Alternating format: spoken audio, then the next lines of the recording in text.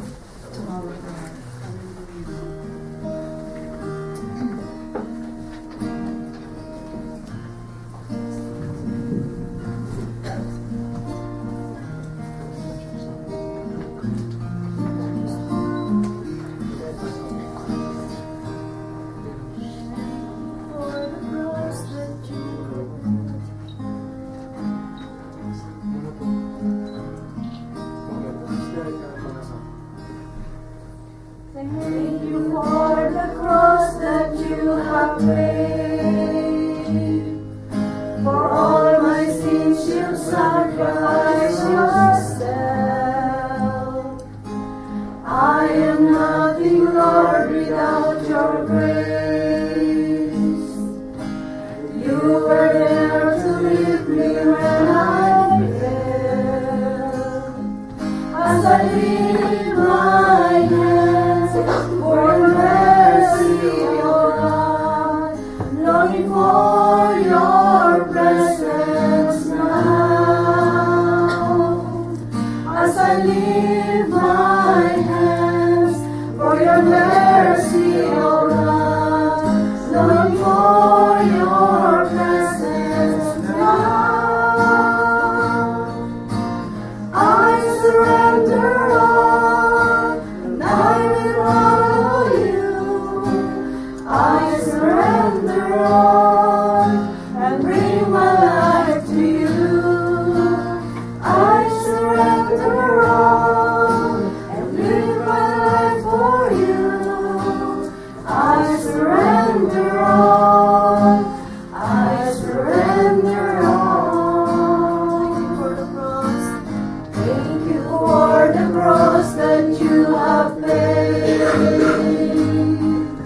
For all my sins you sacrificed yourself. I am nothing, Lord, without your grace. You were there to lift me when I fell. As I lift my hands for your mercy, O God, longing for your presence now. As I lift my hands for your mercy, O God, longing for your presence now. I surrender all, and I will follow you. I surrender all, and bring my life to you. I surrender all, and bring my life for you. I surrender all, I surrender all to you, Jesus. Praise the Lord. Hallelujah. Glory. Hallelujah. Heavenly Father, we are here to give you honor and praise because you are a loving God. You are a faithful God. Forgive us to all our sins, Father, because we commit mistakes. We have always shortcomings to you. But thank you because you are here always to touch our heart and help us in this place that we commemorate the precious life of our sister Nita. Salamat po sapagkat ang kanyang buhay ay naging patotoo sa bawat isa sa amin. Salamat po, dakilang Diyos, sapagkat bago mo siya kinuha, nakapaglingkod siya sa iyo ng may katapatan. Nakilala ka niya sa kanyang buhay. At anuman ang dumating sa kanya, dakilang Diyos, hindi siya nahadlangan sa paglilingkod sa iyo. Napakabuti mo sapagkat marami siyang mga kaibigan sa dakong ito na naging pagpapala din po sa kanya. At sila rin ay naging pagpapala, O Diyos, sa bawat isa. Kaya dalangin po namin sa umagang ito, ang iyong banal na Espiritu, O Diyos, ang siyang gumawang makapangyarihan sa dakong ito. O God, open our eyes of understanding. Open our ears so that your message will come to us with power. Amen. Help us, O God, that we can commit also ourselves unto you. Because without you, we can do nothing. Glory to God. Hallelujah. This is our humble prayer. In the name of your Son, Jesus. Amen. Praise the Lord. Ngayon po, tayo makakaupo na ho. Kakarinig tayo ng isang papuring awit na nasa kapatid namin.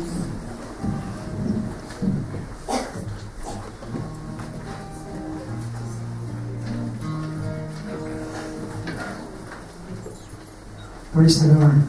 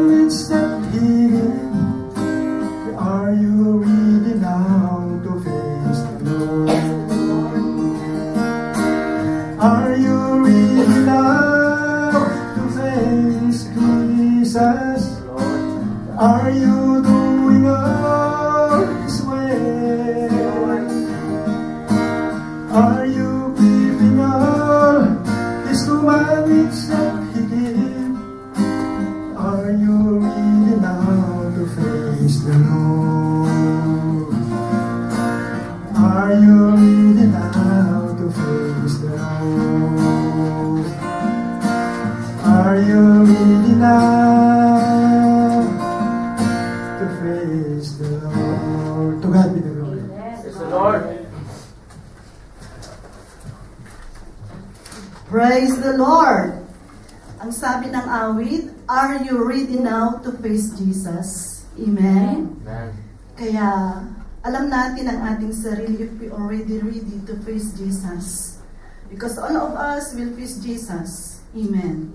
So, in behalf of the family of Sister Lita Galang Dibos in the Philippines and our brethren in the church, I wish to thank each one of you for being here today.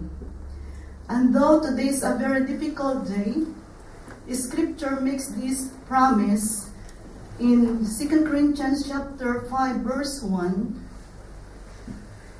For we know that if our earthly house of the tabernacle were dissolved, we have a building of God, a house not made by hands, eternal in the heavens. Purihin ang ating Panginoon. Kaya, as we gather here this morning, beloved, to remember the dear and precious life of our Sister Lita Galang Dibos, I know that many of us are dealing with mixed emotions. Amen? Sadness because we have lost a dear friend. But on the other hand, there is a great joy knowing that because of the relationship that Sister Lita had with the Lord Jesus Christ, that she has already been in the presence of the Lord. Amen? Praise the Lord. So, sa umagang ito, mga minamahal, tayo magbubuli ng kanyang mga salita. Kaya ang kamatayan is the destiny of every person. In Hebrews chapter 9, verse 27, it is appointed unto man once to die, and after this is a judgment. So, ang kamatayan pala, mga kapatid, ay nakatakda sa isang tao. Amen. Yan po ang bisitang hindi pwedeng tanggihan. Pag dumating na, kumatok na sa atin ang kamatayan, hindi mo masasabi sa Diyos, wait. Kasi ang buhay natin, hiram lang natin sa Diyos. Lahat ng hiram, ibabalik. So ang buhay natin, hindi atin ito. Kaya it is destined to man to die. Pero tayo, wala tayong plano wala tayong plan na mamatay. Diba? Amen. We have no plan to die. But God destined to die to each one of us, mga kapatid. In Hebrews 9:27, as I said, as the scripture says, it is appointed unto man once to die, and after this is a judgment. Because in Proverbs chapter 27, verse 1, we cannot boast for tomorrow. Walang makapagmamalaki sa atin bukas. In James chapter 4, verse 14, this is the Bible declare, James chapter 4, verse 14, sa Tagalog. Kayo ang hindi nakakaalam ang mangyayari bukas, ano ang iyong buhay, kayo may isang singaw na sa sandaling panahon ay lumilitaw at pagdakay napapawi. We do not know what tomorrow will come to us. Amen. Sir Lita, hindi naman niya alam na mamamatay na siya eh. Diba? Kaya nga minsan nasasabi natin, kapag may namamatay, diba nakita ko lang siya kahapon? Diba nag-usap lang kami kanina? Bakit wala na? Kasi ang buhay natin is like a vapor. Amen. Kaya pagdakay napapawi. Gaya ng bulaklak na sa umaga ay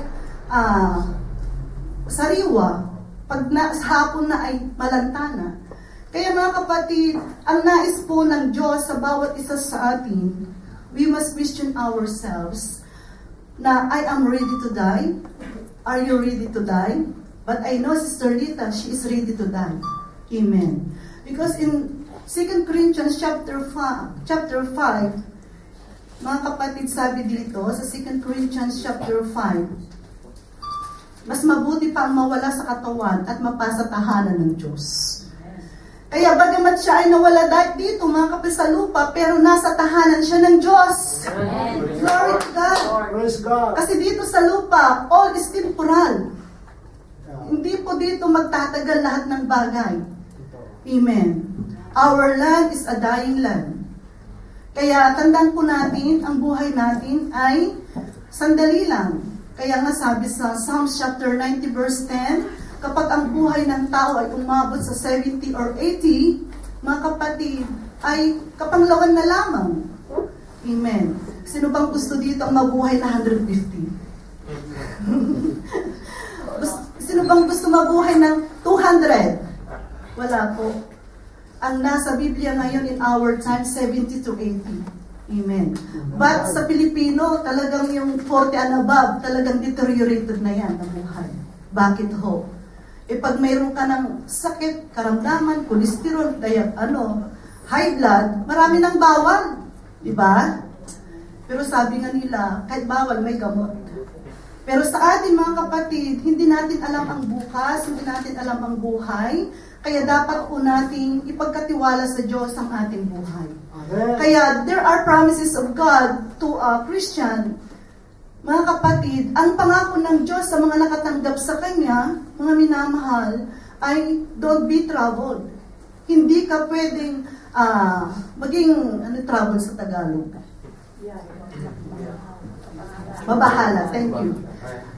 We are troubled when we do not know what is going to happen when we die. Kaya nga marami nagsasabi, ay ayaw ko pang mamatay. Bakit? Ang totoo lang ho, hindi niya alam kung saan siya pupunta. Pero kapag alam mo na kung saan ka pupunta, mga kapatid, you are not trouble. Mayroon kang kapanatagan. Kaya nga si Brother Christian ng anak niya, nakita niyo ang kanyang lakas ng loob. Bakit? He know that her mother is in heaven. Amen. Pangako yan ng Diyos eh. Kaya ang mga iba ayaw mamatay. Sabi nila, mayroon pa akong apo, mayroon pa akong mga susuportahan. No, that is not the reason. The reason why she afraid or he afraid to die, he don't know. She don't know where to go. Sapagkat ang buhay natin, mga kapatid, pagkatapos dito, mayroong dalawang pupuntahan ng tao. There are only two destinations. Langit at impyerno. Wala pong purgatorio. Kaya ang nasa Biblia, mga kapatid, if we are in Christ, don't have to fear death. Hindi ka pwedeng matakot sa kamatayan. Kaya ako na nagsasalita sa inyo, sabihin ng Diyos, I'm not afraid to death. Anytime, nakunin ng Diyos ang buhay ko, hands up po ako with a smile. Bakit ho? I know where I go. Dapat po matiyak din po natin. Kasi kapag namatay ang tao, hindi niya madadala ang lahat ng bagay na napundar niya. Nakakita na ba kayo ng namatayan sa kabaong na pag-ihatid sa sementeryo, dala-dala niya yung condominium niya, yung alahas niya, di ba? Dala-dala yung kutsi niya, yung bahay niya, lahat ng napundar hindi mo madadala. Sabi sa Job chapter 1 verse 21, hubad akong lumabas sa bahay bata ng aking ina, hubad din akong babalik sa Diyos. Basahin ko sa English para si Brad, ay Job chapter 1 verse 21, ganito ang pahayag ng salita ng Diyos. Kaya, ang tao kapag namatay, wala siyang madadala, mga kapatid.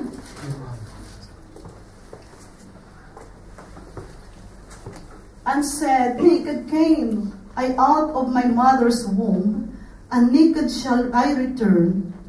Neither the Lord's give me, and the Lord hath taken away. Blessed be the name of the Lord. Kaya hubad akong lumabas sa bahay, bata ng aking ina, hubad din akong babalik sa Diyos.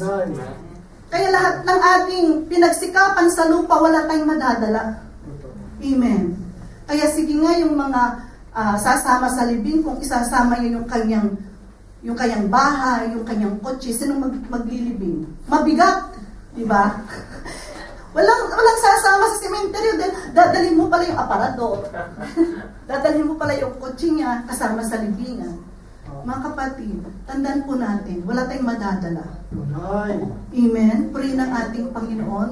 Kaya sa tao, mga kapatid, na kay Kristo, hindi siya takot mamatay.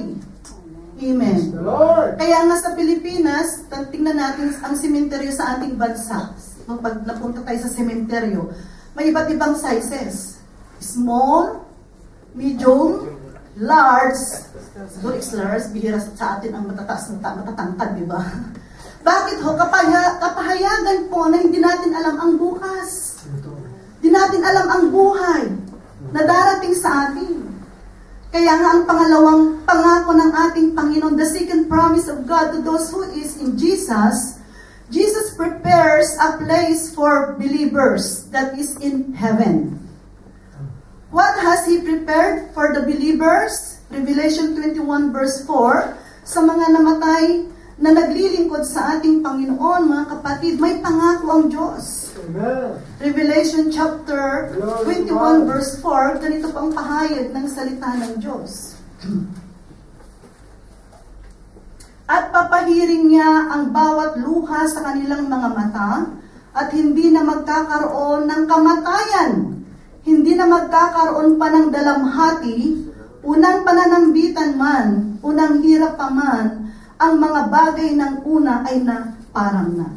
And God shall wipe away all tears from their eyes, and there shall be no more death, neither sorrow, nor crying, neither shall there be any more pain, for the former things are passed away. Amen? Kaya sa langit pala, wala nang pagluha, wala nang sakit, hindi ka na magugutom. Ito yung hinahanap natin. Amen. Kaya mga kapatid, dito sa lupa, ang hirap ng buhay. O kahit nandito sa abroad, mga kapatid, wala tayong satisfaction. May kulang at kulang sa atin.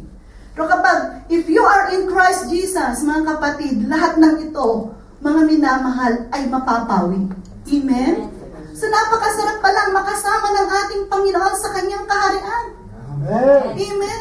Kasi ang ating katawan lupa, mga kapatid, mga minamahal, ay mabubulok lang, kaya 6 feet below the ground.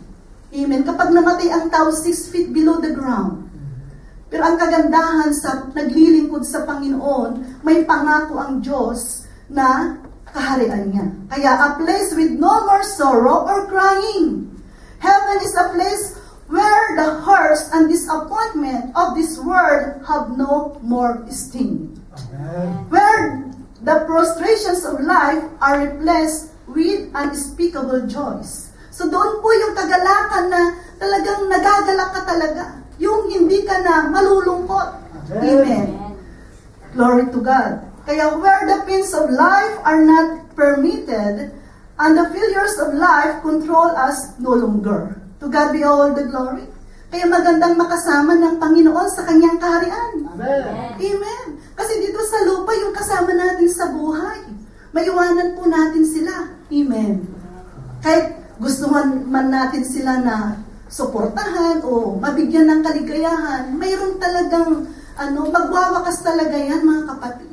Pero ang kagandahan sa mga naglilingkod sa Diyos, may pangako ang Diyos na kaharian niya. Amen. Amen? Glory Kaya, to ano pa mga kapatid? A place of great beauty. Revelation chapter 21 verse 8. But the fearful and unbelieving and the abominable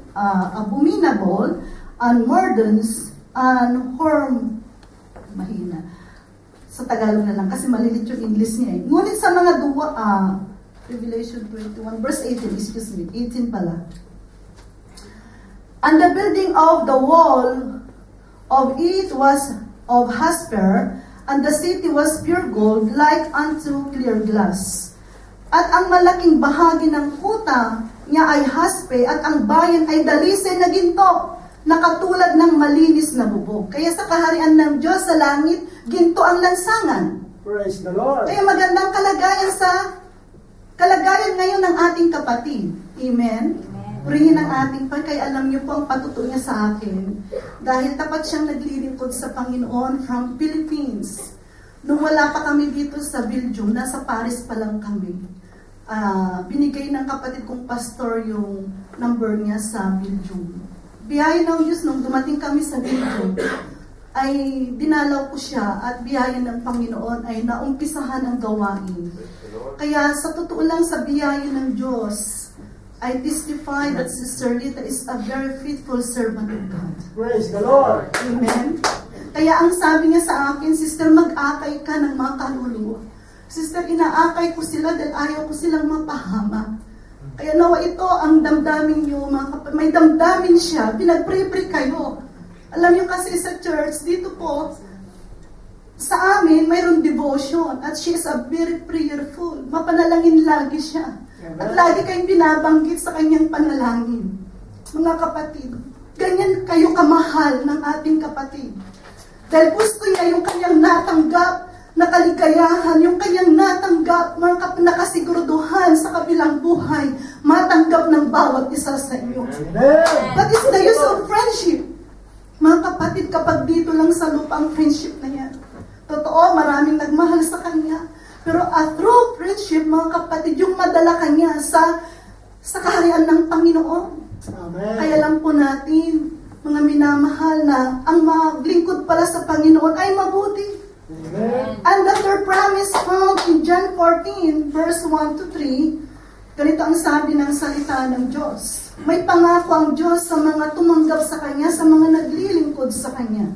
John 14, verse 1 to 3, let not your heart be troubled. You believe in God, believe also in me. In my Father's house are many mansions. If it were not so, I would have told you, I go to prepare a place for you. And if I go and prepare a place for you, I will come again and receive you unto myself, that where I am, there ye may be also. To God be all the glory. The third promise of God to the believers is that He personally receives us. Mayroon siyang inihanda para sa atin. Amen? Purihin ang ating Panginoon. Kaya, now I want you to imagine this, beloved, in this moment. Sister Rita took God in heaven. The Lord was right there to welcome her. Kaya nung pag namatay kasi ang isang tapat na naglilingkod sa Kanya, mga kapatid, talagang dalawang kamay ng ating panghalika na anak, pumasok ka na. Kaya inasure siya ng maraming anghel. Masaya na siya doon, mga kapatid. Tapos na yung kanyang hirap dito. Tapos na yung kanyang kapighatian dito. Kaya nga buti na nga lang, mga kapatid, mga minamahal, mayroong pangako ang Panginoon. Amen? So Jesus Christ received her into that great mansion that He has prepared for all His children. Amen? And for the last promise of God, beloved, there is only one way to enter in heaven. Who is the way to enter to heaven other than Jesus Christ? Jesus Christ says, I am the way, the truth, and the life.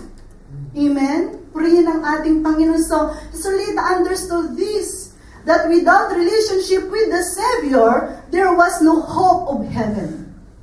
Amen? There is no other way to enter heaven. It's only through a personal relationship with Jesus. Kaya siguro ang marami sa atin, mga kapatid, kilala natin ang Panginoon. We know God. But ano ba ang relasyon po natin sa Diyos?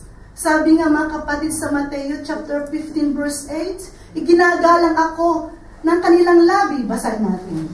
Sa Matthew chapter 15 verse 8, marami ang tao ngayon na ang Panginoon, tapos na.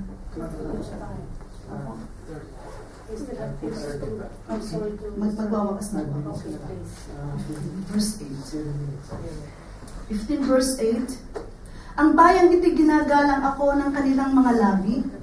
Datapat ang kanilang puso ay malayo sa akin.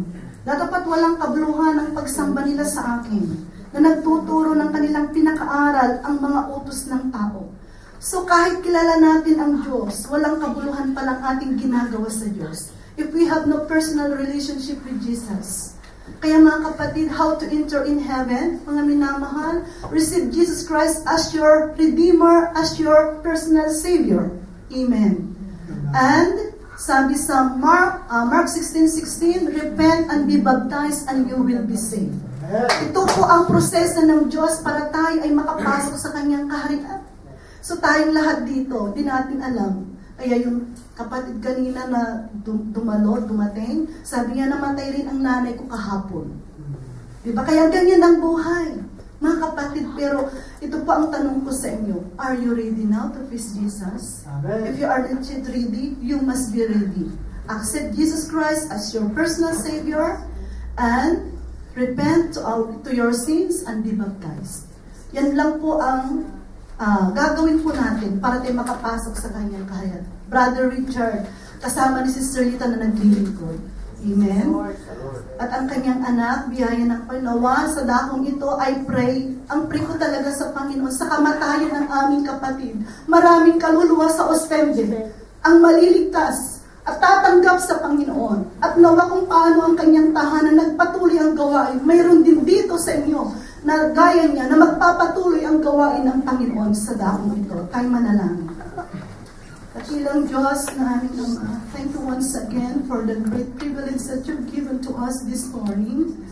Thank you, Father, for the helping of your Holy Spirit. At tulungan mo po ng bawat narito ay ang yung mga salita ay tumatak sa kanilang puso. Tanggapin nila ang pinakamabuting pagpapasya. Tulungan mo silang makapagpasya ng pinakamabuti. Natanggapin kanila bilang sariling tagapagligtas. Sapagkat hindi namin alam ang bukas. Kaya tulungan mo kami na magkaroon kami ng blessed assurance no other than we have eternal life. Thank you, Father. This is our prayer in the name of Jesus. Amen. Kaya ngayon po, tayo makakarinig ng awit ng sa kapatid na ayan. Palakpakan natin.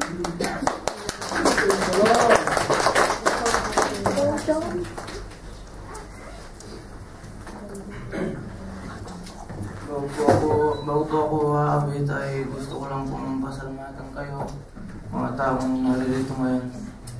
Nakikita ko alam ko na mahal yun din po ang aking magulang. At lagi ko po kayong pinagpe-pray din sa aking mga prayers, palagi kayong kasama. Praise the Lord. Praise the Lord. Ang awit po na to ay dedicated po sa aking magulang.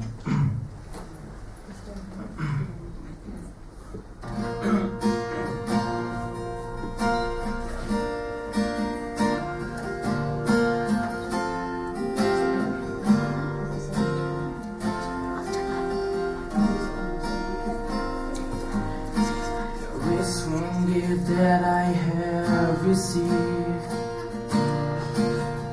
so precious that my heart believed. I know that choice is not mine, yet God gave the best from thine. When I was born into this world, smile is so from here and on. A helping hand when I fell down, a light sweet whisper I can go on. Mother, let me say thank you. Mother, I am proud of you, 'cause you're the gift I had from him. I won't regret neither for me. Now it's time for me to say I love you.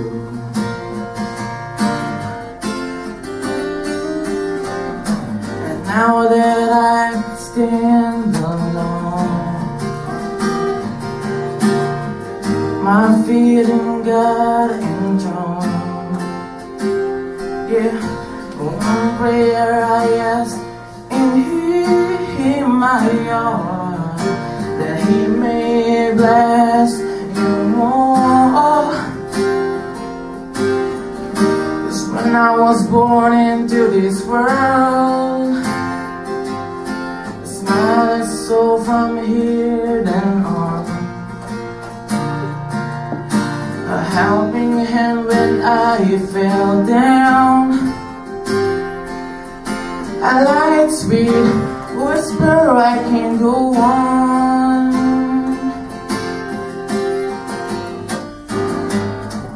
Mother, let me say thank you.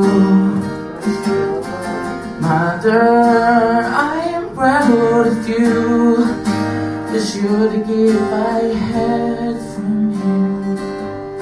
I won't forget, neither regret, but now it's time for me to say I love you. Oh, oh, Mother, let me say thank you. Mother, I am proud of you, 'cause you're the gift I had from Him. Yeah, I won't regret, neither forget. Now it's time for me to say I love you.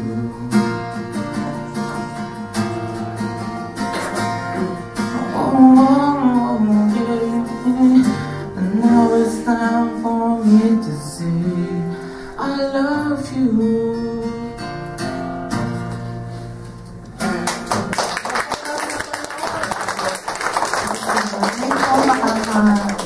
Panood tayo ng video presentation nung nung December na nag-caroling po si Sister at Brother Ayan sa bahay ng kapatid na Teresa. Ito sa presentation po natin. Pwede kayong dito siksik kasi last na po ito eh. Siya ay nag-caroling, umamay.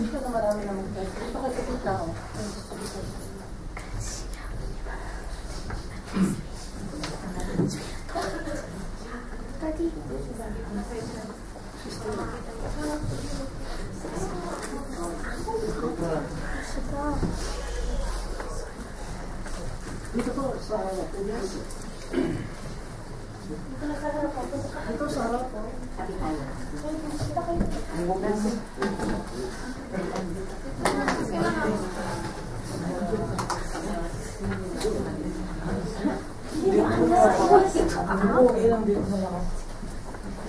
Dito na lang.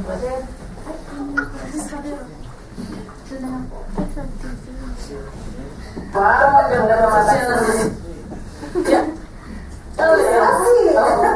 Bago ko video, regalo sa akin. I'd like to say thank you very much for giving us the opportunity to sing to each every one of you this night. And I hope we can give happiness. Silence.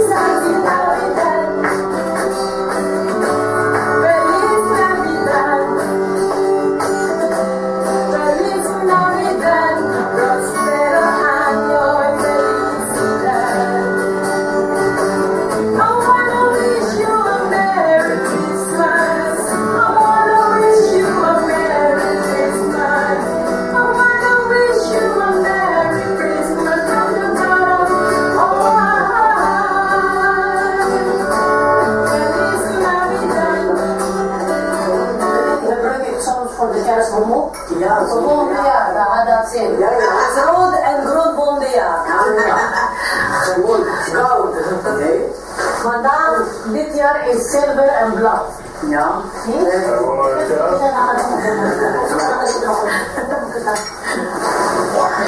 Iya, waktu mo yung kayo mo, waktu panaroon mo.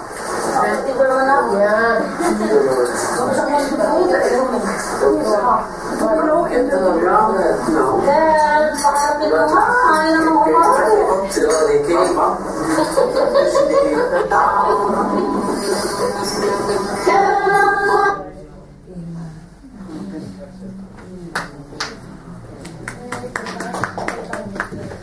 So, pray natin ngayon yung naiiwanan na mahal sa buhay, Brother Richard and Brother Anyat.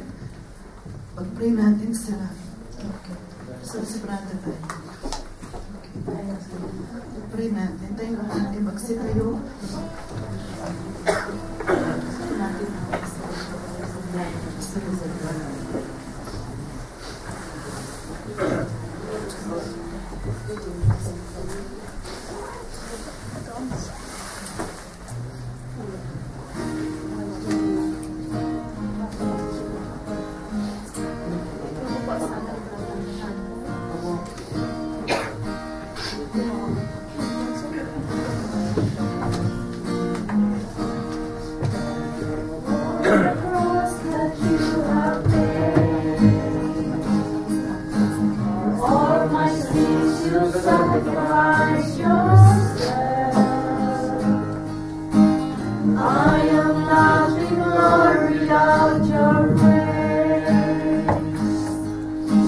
You were there to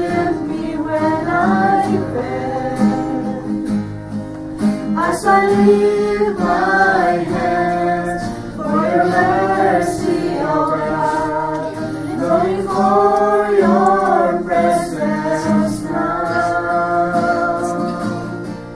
As I lift my hands for your mercy, O God, longing for your presence now.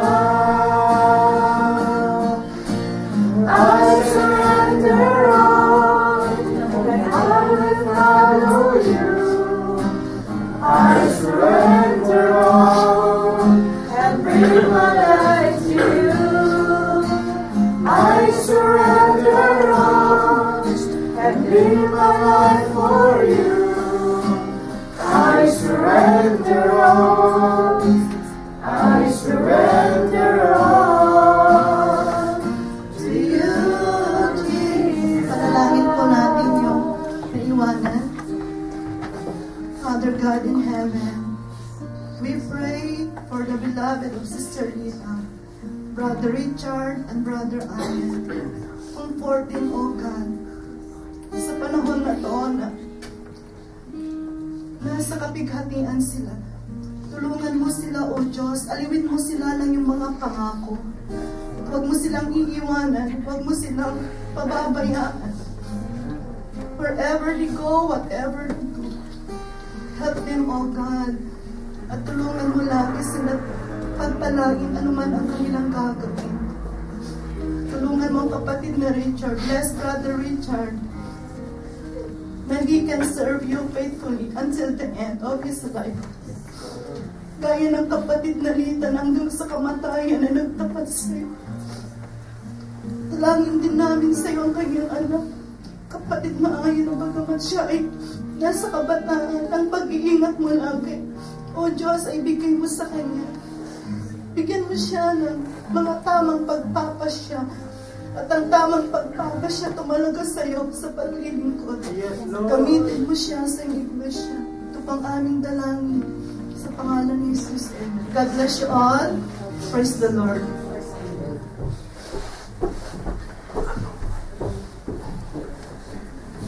Those who want to go to the cemetery, there's a bus here at the back, number 5, if you'd like to join us. And after the funeral, we have a small coffee sharing at Mary Ann's place. Thank you, Mary Ann and Boy, for offering your place. Thank you.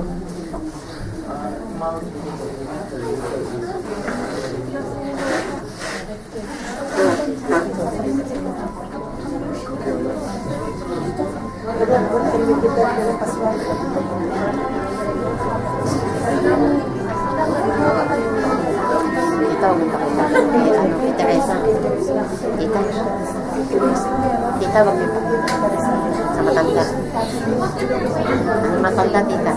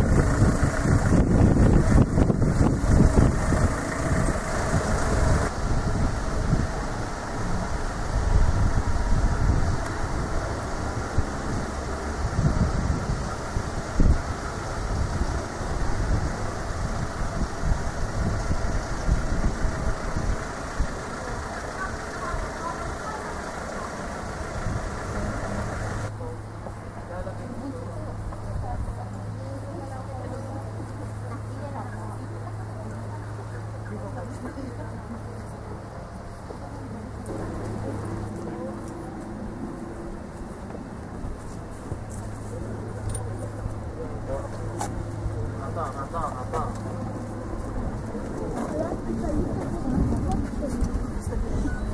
kabitan. Yung ano po yun?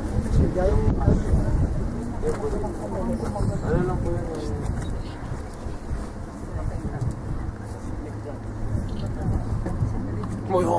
Oo, doon ito.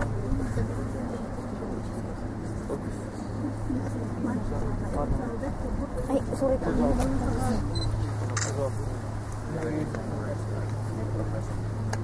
Je wil rustig gaan hoor. We laten nu natuurlijk wachten dat we nu afscheid nemen. En zo kunnen de mensen dan natuurlijk ook blijven als laatste. Anders kunnen ze nog zeggen. Ja. Dan gaan we straks. Dan kom ik straks met de meeste natuurlijk. En dan weten we precies. We wachten. Afscheid nemen. En dan gaan we straks. Dear Lord, forgive us our trespasses, as we forgive those who trespass against us. Lead us not into temptation, but deliver us from evil. Amen. Hail Mary, full of grace, the Lord is with you. Blessed art thou amongst women, and blessed is the fruit of thy womb, Jesus. Holy Mary, Mother of God, pray for us sinners, now and at the hour of our death. Amen. Glory be to the Father, and to the Son, and to the Holy Spirit, as it was in the beginning, is now, and ever shall be, world without end. Amen. Eternal rest grant unto Angelita, O Lord, and let perpetual light shine upon her. May she rest in peace. Amen.